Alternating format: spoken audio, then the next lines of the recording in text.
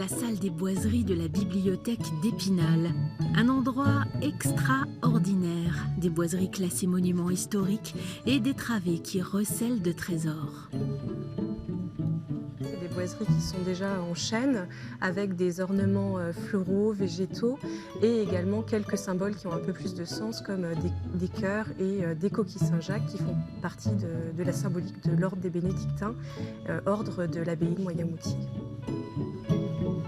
Dans notre collection, nous avons 300 manuscrits, dont un certain nombre de manuscrits médiévaux et notamment des manuscrits musicaux qui sont notés. Donc on trouve de la musique à l'intérieur. Ici, ce sont les lettres de Saint Jérôme qui datent du 8e siècle, donc c'est un de nos manuscrits les plus anciens. Et enfin, je vous ai sorti un manuscrit du 16e siècle où là, on découvre de la notation carrée comme on la connaît aujourd'hui. Alors aujourd'hui, les notes sont rondes, mais à l'origine, elles étaient surportées et carrées.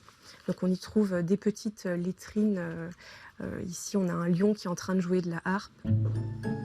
Ici, la température est en permanence à 18 ou 19 degrés. L'hygrométrie aussi est surveillée de très près. Indispensable pour la préservation d'ouvrages qui ont traversé les siècles, comme ce glossaire anglo-saxon. Ce sont 14 feuillets de parchemin qui sont très importants pour l'histoire de la langue anglaise, puisque c'est un des plus vieux témoignages de la langue anglaise au monde.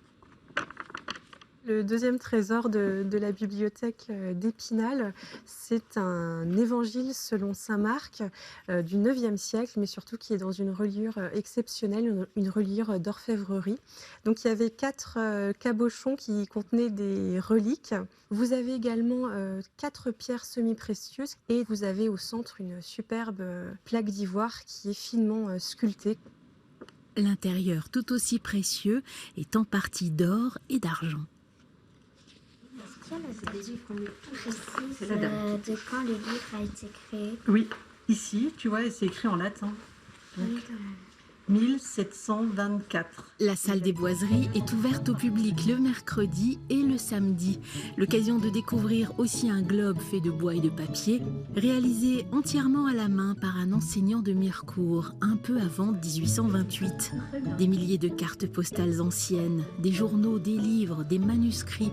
Tout cela peut désormais aussi être consulté en ligne, puisque depuis plusieurs années, avec l'immédiat, la bibliothèque procède à la numérisation de son fonds.